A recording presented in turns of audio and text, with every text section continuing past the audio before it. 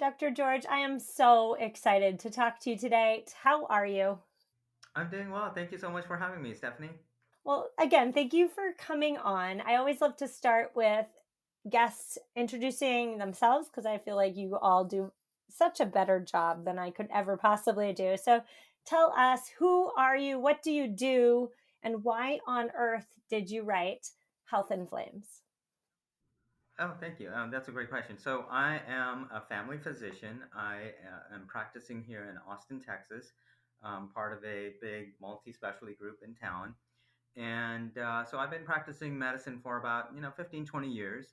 And over time, kind of worked my way up into taking on different positions, including eventually becoming chief of quality at the clinic that I work at and overseeing population health for our patients in Central Texas. And so, basically from that vantage point, I was able to see some of the things that I'm sure are obvious to a lot of people, which is that chronic diseases are increasing over time. And that despite all our good advice about telling folks to eat healthy and exercise regularly, we are nevertheless getting higher rates of chronic disease, higher rates of obesity, increasing healthcare costs. All these are increasing, kind of going in the wrong direction over time. So, based on that, I decided to write a book and kind of looking at the underlying issue in terms of what's preventing us from living a healthy lifestyle. Well, we're going to get into your book and your thoughts on how we can each be healthier. But I have to ask you, I'm guessing you've been in practice for a while. Have you seen any interesting or perhaps even depressing trends as we discuss collective human health?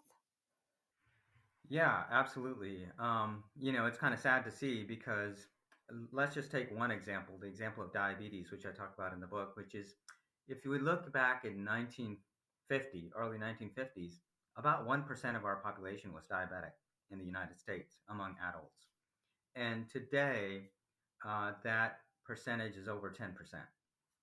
And in fact, one third of patients of the population of U.S. adults have pre-diabetes. In addition to that, similarly, look at trends of obesity over time, and what you'll see is that currently, which is sometimes shocking to hear for a lot of folks, currently in the United States among the adult population, about 72% of U.S. adults are either overweight or obese.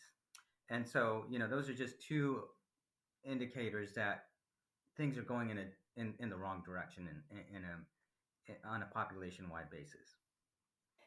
Well, when we talk about health, I feel as though there are two drum beats that we hear over and over again. And one, of course, is diet, and the other, of course, is exercise.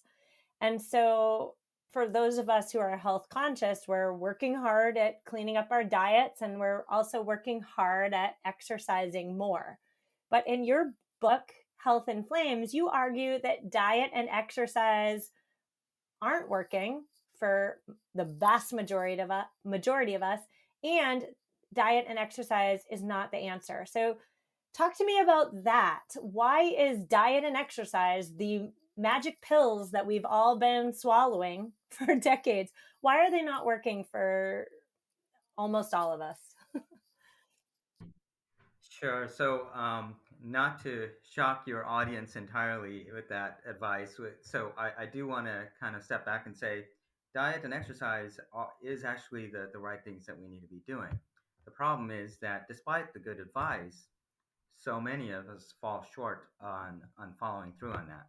And so, just to give you one example of that, there was a study that came out a few years ago, 2016, about 2016, and it looked at what percentage of our population in the United States among adults are following fit for specific healthy habits, right? Healthy patterns. So one is they follow a healthy diet. Two, that they exercise regularly. Three, that they maintain a normal body weight. And four, that they avoid smoking. And so, Stephanie, what percentage would you guess meet all four of that criteria? Oh gosh. 15%? That believe it or not, it's 2.7%. So it was shockingly low. And unfortunately, and you can actually look at other data that points to the same. Only 9% of us are getting an adequate amount of fruits and vegetables daily. Only 23% of us are getting an adequate amount of exercise daily. So what that tells you is that if only 2.7% of us are following these fundamental pillars of healthy living, then that means that there's something really, really wrong with our modern way of living.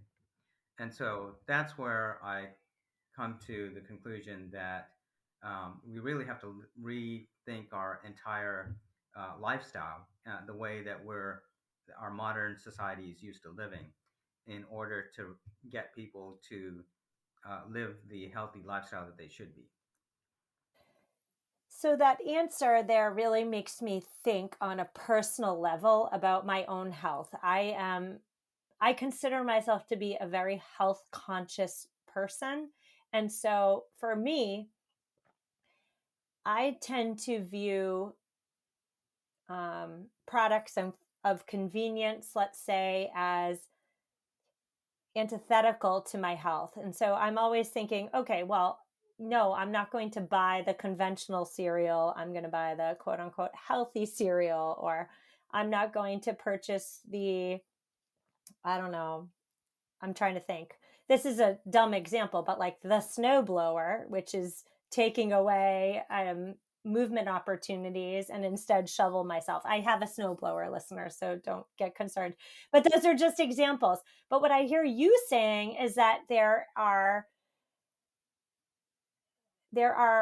factors that are just embedded into our ways of life beyond buying a snowblower or not, and beyond buying the healthy junk food versus not, that are drastically affecting our health futures.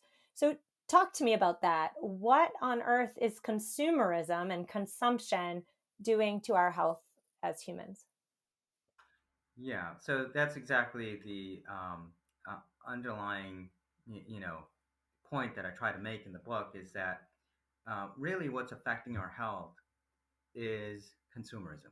And when you first hear that, you kind of think to yourself, what does consumerism and health have to do with each other, right? And so let me just kind of explain the rationale behind that. So first of all, our modern way of living, largely we could describe it as the following. So a lot of us are tied to a desk from 8 to 5, Monday through Friday, and on top of that, sitting through traffic to and from work. And so the majority of our day is taken up with this very sedentary lifestyle where we get very little movement. And in addition to that, oftentimes our meals are rushed, right? Breakfast, usually just coffee or a breakfast taco on the go. Lunch is often, eating outside. And to have adequate time for dinner to prepare a nourishing meal for yourself and your family, oftentimes it just doesn't happen, right? And so that's kind of the first way in which our modern lifestyle is adversely affecting our health. And now, how does that relate to consumerism? Well, let me kind of take a step back and kind of suggest that if it weren't for our need for higher and higher standards of living, then we would actually be to the point today where most of us actually would be financially independent of our employers. And financial dependence upon our employers is unhealthy for a number of reasons, right? I mean, that first is the first reason, which is, ties you to this sort of lifestyle where you're tied to a desk from 8 to 5 and again, sitting through traffic. But more so, we have also kind of engineered out the need for exercise. Okay, so that's exactly what you were kind of getting to with your example of the snowblower, is that we've kind of If you look at the healthiest living populations in the world, and you ask them what is their secret to healthy living, um, a lot of them actually don't know. And the reason is it's because it's built into their everyday lifestyle. So, for example, myself and perhaps most people, living in the United States, we step out of our house and we step into our garage, and there's our car, and so we don't really have to exercise like the way that our ancestors did, right? And so we've almost really kind of engineered out the need for exercise. And in those places around the world where people live healthy lives, oftentimes there's no paved roads leading directly to their houses, leading to every single household, right? And so as a result, you have to rely on your legs or your bikes or your bicycle to be able to get around. And so you automatically have exercise built in. So uh, it's more than that, right? It's also consumerism. A third way in which that affects our health is it adversely impacts our environment, and the environmental impacts, not just climate change, but um, species extinction and artificial environments, increasingly artificial environments. They actually adversely affect our health. So when you think about it, we've evolved to be best suited to our natural environments, and as we create increasingly artificial environments, we the result is that we're compromising our health. And then the fourth major way that consumerism adversely affects our health is that it changes the nature of how we work.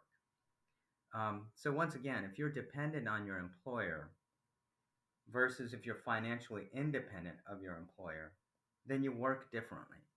And let me kind of explain what I mean by that. Most people, most of us, unfortunately, are financially dependent on our employers on account of the need for ever higher standards of living. And as a result, we tend to work for money, and the product or service is sort of a side effect. Whereas those who are financially independent, they work largely because they're passionate about the product or service that they can offer, and money is instead the side effect. And this is perhaps the biggest reason, one of the biggest reasons. I mean, all of these are big reasons why consumerism adversely affects our health. But when you are in a situation where you're working for money and the product or service is sort of a side effect, then you really try to make that product or service as addictive as possible, right? And think of the food industry here. You want to make things as addictive and as appealing as possible so that people will come back and buy more and more. And as a result, we take advantage of our consumers, right? And we as workers, we try to make things as appealing as possible, not for the welfare of the person that we're selling to, but to, to unfortunately get as much money as we can out of consumers, right? And so these are like major ways that consumerism and health are interrelated. Well, thank you for that, Dr. George. You've really just given me an education in 5-ish minutes. So thank you. You've given me a personal consultation with a family medicine doctor. So thank you for all of that. I will just say, though, I'm guessing that I have plenty of listeners listening right now who are wondering to themselves, well, wait a minute. In modern society, our products of convenience that we are buying or purchasing or subscribing to, they are making our hectic and crazy lives easier. And so I think there's a tension here between like hectic and crazy living, daily living, and health. Do you have any thoughts on that? Yeah, so I'm glad you asked that. So, one of the problems behind consumerism is that, in fact, we are chasing convenience, things that make life easier. But when you really think about it, what we're really after, all of us really are, we want to be, we want um, a better sense of well-being and ultimately a better sense of happiness. So that's ultimately what we're kind of searching for. And these things that make life convenient and comfortable oftentimes may actually detract from one's happiness. And so what we're seeing is that, as for example, just with the example of our garages, right? We have a garage built to house our cars, and so it's very convenient, very comfortable. At the same time, we've kind of engineered out the need for exercise, the need for our meaningful use of our legs, and the result is that our happiness as a society is actually decreasing. So if you were to, for example, look at a graph of GDP growth over time and happiness over time in these last few decades, what's shocking to discover is that our levels of happiness are decreasing even as GDP is increasing year over year. You really gave us a phenomenal picture of how consumerist living, so like living for the next thing, quote unquote thing, is impacting our personal health. But I just have to ask you, um, like, what's the solution in your opinion? Is it simple living? And I'm doing simple living in air quotes because what even does that mean? And if we do want to retreat to a simpler time, number one, how do we do that? And number two, how can we curate that simpler life for our health? Yeah. So the solution for this is to live a little bit more simply, exactly as you mentioned. But it doesn't necessarily mean that you have to live like a monk, okay? So I'm not necessarily saying that we should be going back to the Stone Ages either. But what I do suggest is that we could take advantage of the sort of lifestyle that our forefathers were used to and not have to take the bad with the good, right? So as we advanced as a society, we there is a way to take the good without also taking the bad. And how do we do this? Well, on an individual level, that really amounts to, um, in the first place, kind of recognizing what it is that we're after, right? And once again, ultimately, we're really after our well-being and our happiness. And the research behind what things make us happy is pretty interesting. It's a little bit complicated for a quick discussion in this format, but let me refer the audience back to the book, and you could read about it in there. And then I'm just going to, this is going to be a little bit of an oversimplification, but let me just kind of bring you up to where we could continue with the rest of the conversation, which is that once you meet the basic needs, once you've met, your basic needs, including food and security and housing and shelter, and once you've had those basic needs met, then the best things in life are free of cost. What do I mean by that? And again, there's a lot of science that backs this up, which again, I'll refer you to reading about in the book.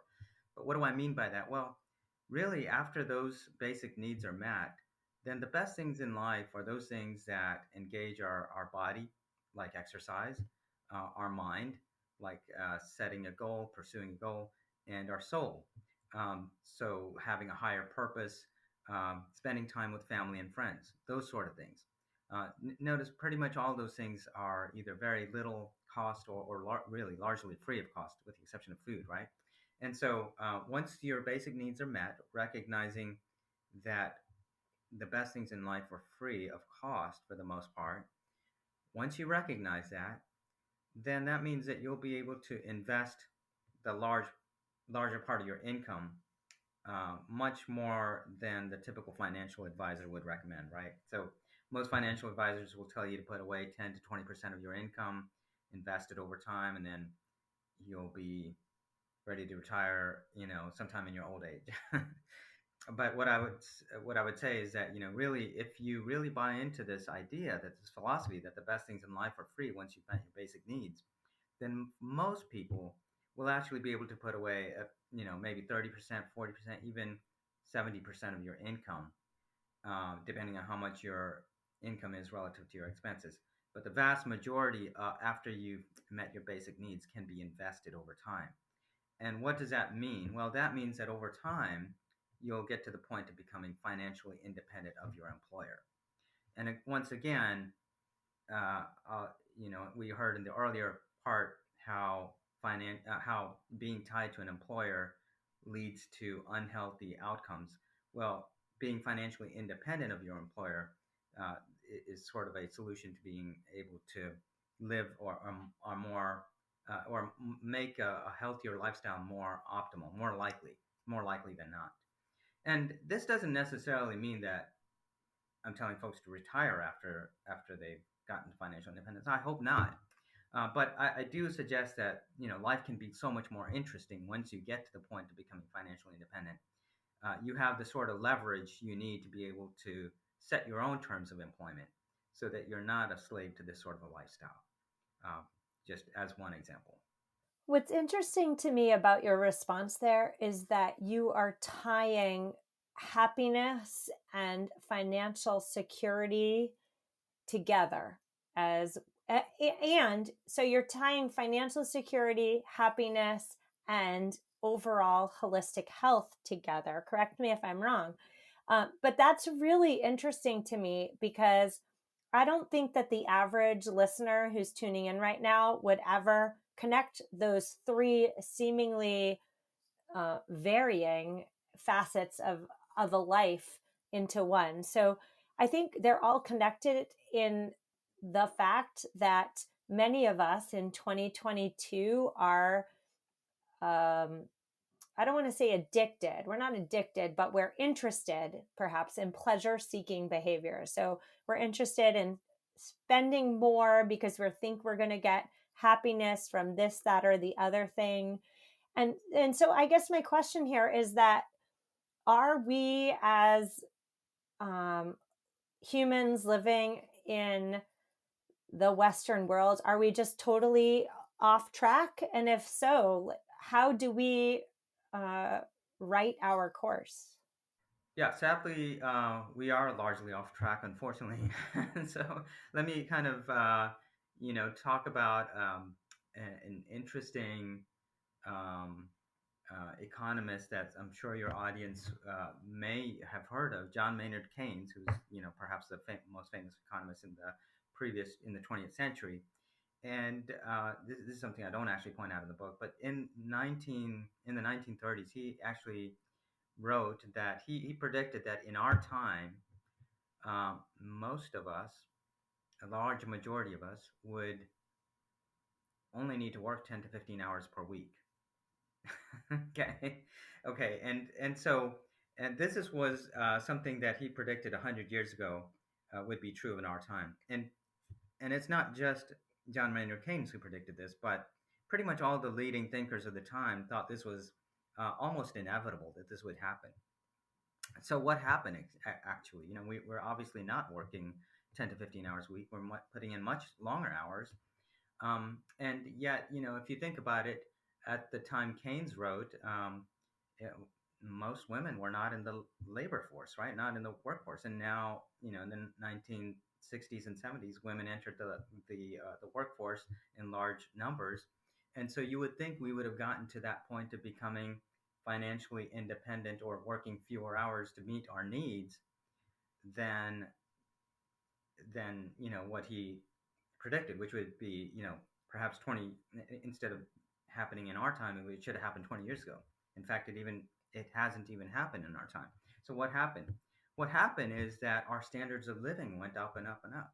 And so just to give you one example of that, look at the size of our houses in the last you know um, 50 to 100 years. It's more than doubled in size. So in over since the time Keynes wrote, it's almost 2 to 3 times as large. And yet, once again, our levels of happiness have actually declined. And so that tells you something, right? Because here we are searching for our own well-being, our own happiness, And instead of happiness increasing over time, we've been chasing higher standards of living, translating to poorer health because of the way our lifestyles are. And as a result, happiness levels are decreasing instead. So, correct me if I'm wrong, but what I hear you saying essentially is that we are wealthier essentially than we've ever been in history, yet we also have more bills than we've ever had in history, so that we have to keep working. Is that accurate?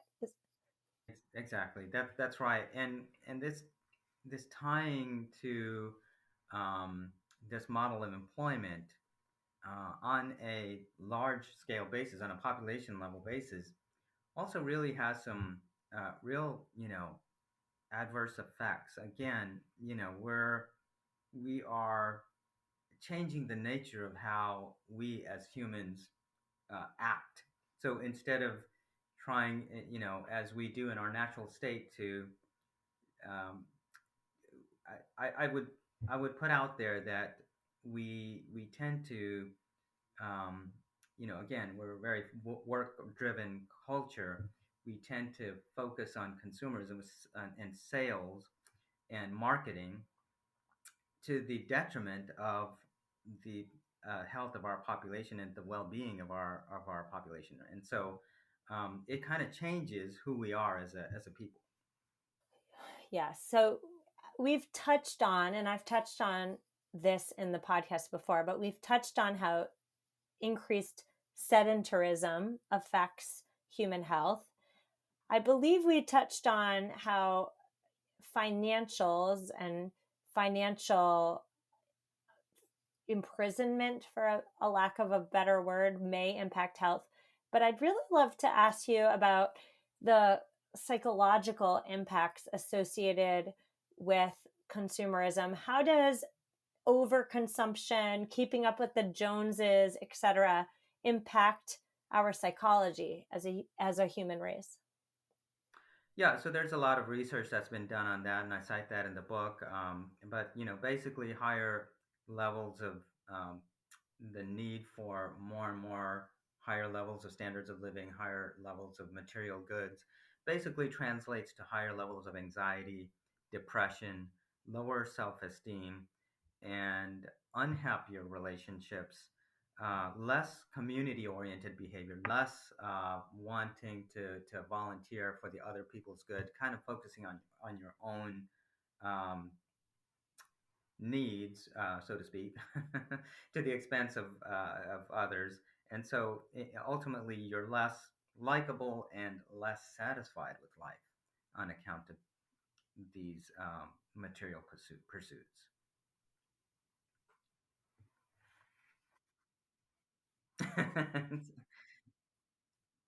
Well, yeah, and part of that is that we prioritize acquisition of material goods over those things that really do improve our happiness, which again is things like spending time with family and friends. Hmm. Okay, so you've led me perfectly into my most important question of tonight, which is, what should we all be doing differently? And another way to put that question would be, how are you prioritizing health in your personal life? Let me suggest three things that really can make a huge impact. The first thing is to recognize that, in fact, the goal in life is our well being, our happiness, not some higher standard of living. So once you get to adopting that philosophy that the best things in life are free of cost after you met your basic needs, okay, that's the first thing that you could do. Really, read the book and you could see the science behind that because I kind of this is not just sort of my opinion that I'm putting out there, but I really do point to the science that establishes that the best things in life, once you meet your basic needs, are largely free of cost. So that's the first step, kind of adopting that philosophy. Second, once you do that, it's automatic. You will be able to live well within your means, and you'll have the capability to invest much more of your income than, again, the typical financial advisor would recommend, right? So you'll be able to really be able to invest the large majority of your income. And And then the third thing is to really kind of rethink what we think of as essential. so, just to give you one example that I point to in the book, um, I come from southern India, and as a little child, I grew up in the villages of southern India. I came here when I was 3, and so I've lived majority of my life in the U.S. But we've always gone back every few years to visit. And I remember going back in when I was a little bit older, maybe like 8 or 9 years old, and you look around and you're shocked because no one in the entire village has utensils. so, so, um, so no one has a fork or spoon or knife. In fact, it turns out that as I discovered, our hands are perfectly capable of bringing food from the table to your mouth. And so this is sort of a simple example of something that we think of as essential, but really we ought to be rethinking that. Now that's a pretty low expense item in terms of utensils, but there's all sorts of things. If you can rethink the use of utensils, then there really is all sorts of things, from the need for every child to have their own room, or the need for again uh, many things that we kind of take for granted as essential that really probably are we could do without, right? And so once we get to rethinking that, that just adds to the amount that you can actually put away to be able to invest and get to the point of becoming financially independent. That financial independence on a population level has a number of benefits, which again, probably you don't have time to go into in this context, but I'll point to in the book, and you can see for yourself there. Yeah, I totally agree with everything you're saying, and everything you're saying really resonates with me. I would say even that just being born in the Western world and um, growing up in a society in which I am vastly privileged, everything then becomes really a mindless pursuit, right? Well, let me add to that, because you're absolutely right. If you look at the majority of human history, um, so for 95% of our existence, we were hunter gatherers. Okay, people are shocked to hear that. Um, and for about 4.8% of our existence, we were largely living in an agrarian society, pre-industrial society. And so only in the last 0.2% of our society, of our human history, have we lived in this post-industrial era. And what if you think back to our hunter-gatherer ancestors, or even our agrarian ancestors, what you find is that what percentage of those folks do you think got enough exercise, for example, on a regular basis? Probably 100%. Probably close to 100%, right? Because there was just not another option. You didn't have, um, you know, other ways of getting around other than relying on your feet. And so, um, in the same ways, we were really, when we had food, we were eating whole foods as opposed to the processed food which we've come to increasingly consume. And the point is not, once again, to take us back to where we were, but really we have advanced in some major ways. One, we've kind of overcome a lot of infectious diseases. Two, we've been able to provide enough food for everybody, which was a real threat to our forefathers because a lot of times they didn't have enough food. And so the point is that there really is a way to take the good without also taking the bad by this mindless pursuit of higher levels of higher standards of living.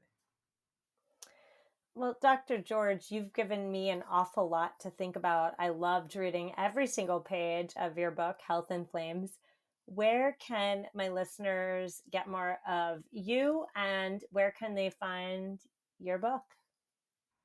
Sure, you can visit my website, www.healthinflames.com. You can find the book on most online retail websites, Amazon, Barnes and Noble, Apple, your bookstore of choice. Um, I hope you guys will read the book, and I hope you guys will actually just spread the ideas.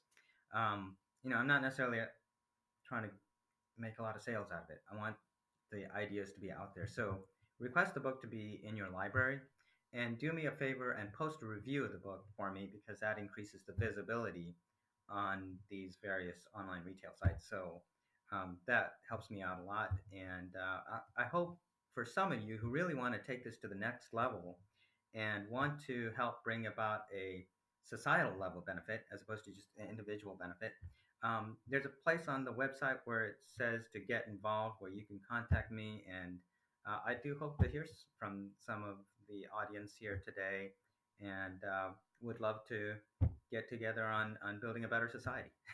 So,